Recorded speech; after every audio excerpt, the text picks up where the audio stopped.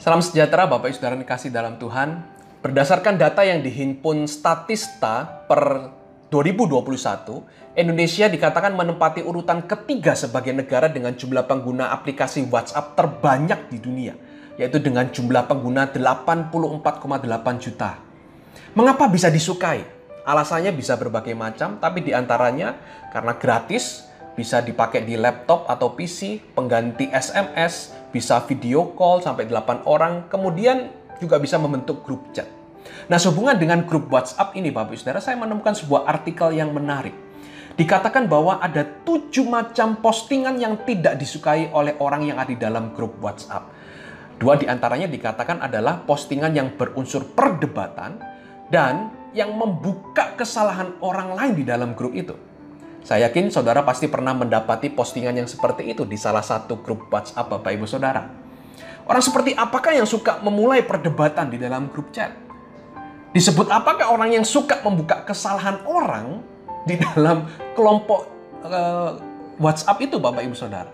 Satu istilah yang terpikir di dalam benak saya adalah orang seperti itu paling tepat kita sebut sebagai si pencemooh. Mengapa saya menyimpulkannya demikian? Sebab saya menemukan deskripsi si pencemooh ini dalam kitab Amsal. Amsal menjelaskan siapa si pencemooh. Pasal 15 ayat 12 dikatakan si pencemooh tidak suka ditegur orang. Ia tidak mau pergi kepada orang bijak. Amsal 21 ayat 24. Orang yang kurang ajar dan sombong pencemooh namanya. Ia berlaku dengan keangkuhan yang tak terhingga. 29 ayat 8. Pencemooh mengacaukan kota. Saudara lihat, yang namanya pencemooh berciri-ciri tidak suka ditegur, tidak suka belajar kepada orang bijak. Dia sikapnya kurang ajar, sombong, angkuhnya tidak terhingga, pengacau. Ya, saudara bisa menangkap gambarannya, bukan? Lalu solusi apa yang diusulkan oleh penulis Amsal berkenaan dengan si pencemooh ini? Menarik Bapak Ibu Saudara, Amsal 22 ayat 10 mengatakan, usirlah si pencemooh. Loh, kenapa diusir? Tujuannya disebutkan di ayat itu selanjutnya. Maka lenyaplah pertengkaran dan berhentilah perbantahan dan cemooh. Ternyata penyebab pertengkaran, perbantahan dan cemooh tidak lain dan tidak bukan adalah kehadiran si pencemooh. Nah, sejalan dengan penulis Amsal Bapak Ibu Saudara, nasihat firman Tuhan dalam Mazmur dikatakan pasal yang pertama, ayat pertama, berbahagialah orang yang tidak berjalan menurut nasihat orang fasik, yang tidak berdiri jalan orang berdosa, dan yang tidak duduk dalam kumpulan pencemooh. Tetapi yang kesukaannya adalah Taurat Tuhan dan merenungkannya siang dan malam. Bapak Saudara, di era digital ini frasa duduk dalam kumpulan tidak harus kita artikan kumpulan atau tatap muka yang offline Bapak Ibu Saudara.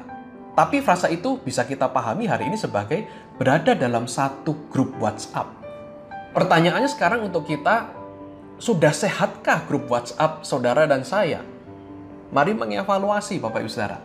Jika grup kita tidak berfaedah, kontennya hanya isinya pencemoohan, memicu keributan, pertengkaran, perdebatan, hanya menyuburkan keangkuhan diri dan seterusnya, apalagi ternyata adminnya adalah si pencemooh itu sendiri, maka segera tinggalkan grup itu.